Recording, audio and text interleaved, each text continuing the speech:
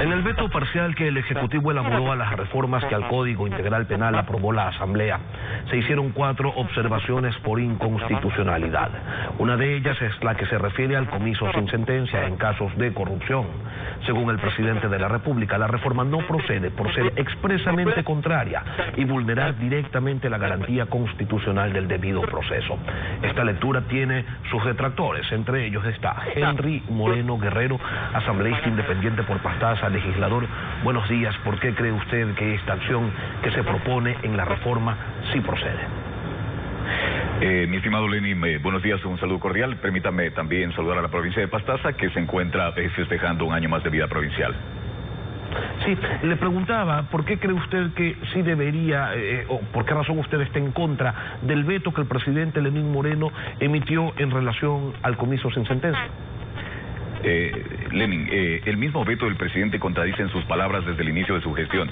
Hablaba de una lucha frontal contra la corrupción, de una cirugía mayor, y cuando la Asamblea lo que hace es darle un quirófano especializado para que él haga su cirugía mayor, él no lo quiere tomar, lo veta, lo objeta, primeramente por inconstitucionalidad, y en una segunda parte le hace una observación al texto.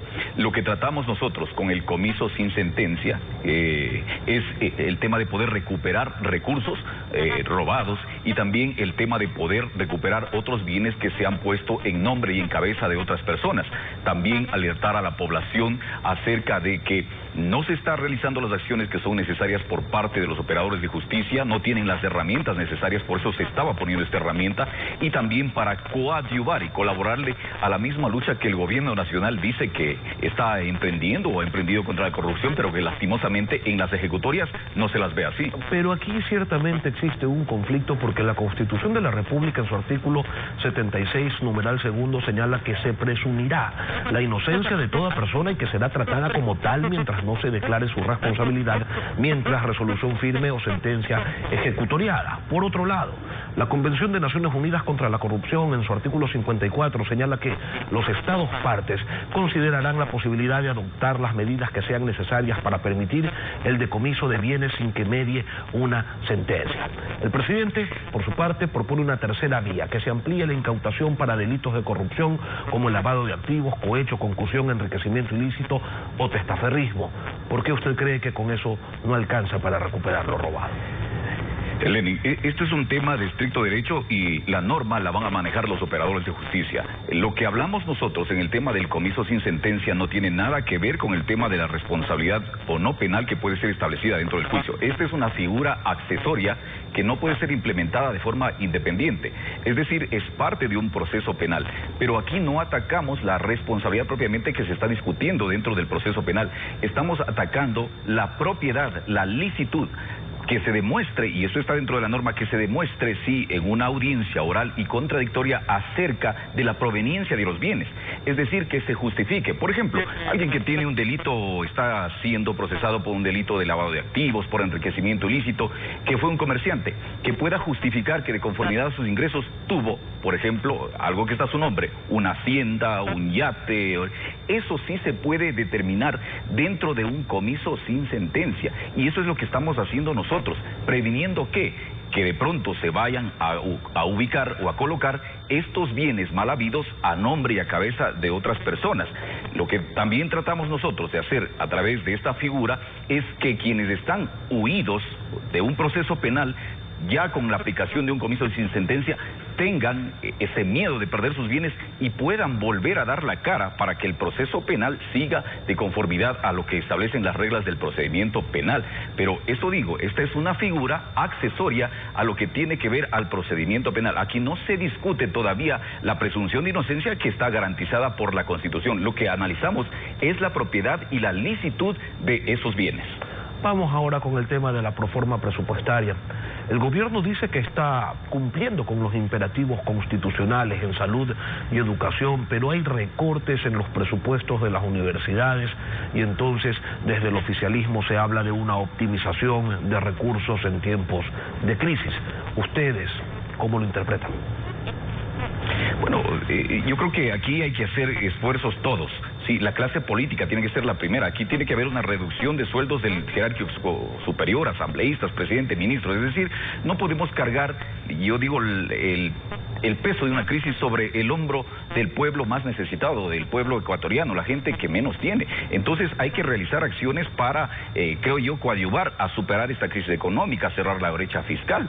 Pero, por ejemplo, en el proyecto que se está tratando de urgencia económica en la Asamblea Nacional, yo creo que no podemos cerrar los ojos y perder la oportunidad de hacer algo por la ciudadanía. No hay que olvidar que como asambleístas nosotros no tenemos competencia para proyectos, para iniciativa en materia económica, tributaria. Aquí sí podemos hacer nosotros el tema, y creo que esto está bien visto por la ciudadanía, el tema de la eliminación del anticipo al impuesto a la renta. Eso beneficia a la productividad, el tema de la remisión de multas e intereses a la gente que tiene, a los jóvenes que tienen créditos educativos, a la gente que tiene deudas de buena fe con Ban Ecuador, con lo que era antes el Banco de Fomento, la Corporación Financiera Nacional, darle incentivos tributarios al agro, incentivos legales, administrativos. Yo creo pero que hay también cosas se que genera sí un sinnúmero de impuestos y se elimina, por ejemplo, la posibilidad de que personas naturales ya no puedan deducir de sus impuestos aquellos rubros que hasta el día de hoy sí lo pueden hacer, y entonces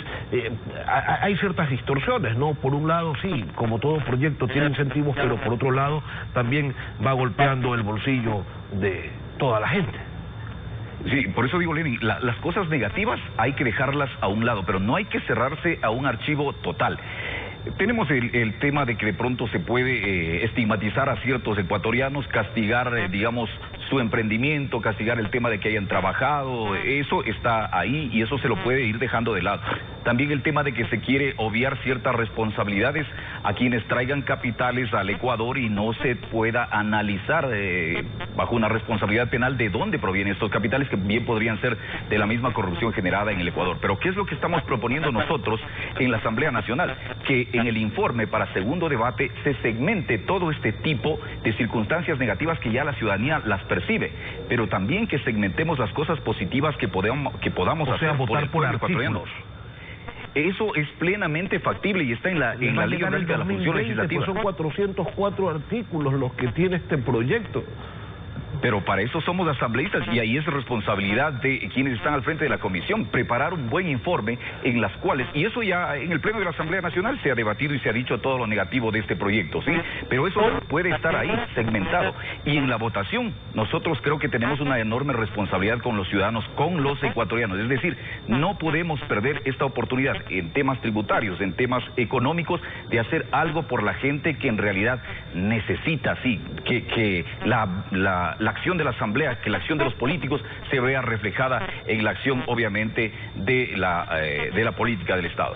Según la programación presupuestaria cuatrianual, el país necesitará 24.128 millones de dólares para amortización de deuda hasta el 2023.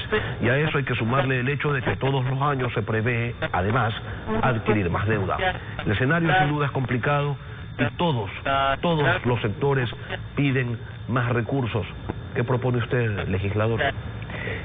Aquí hay acciones que el gobierno nacional y nosotros los asambleístas las podemos hacer.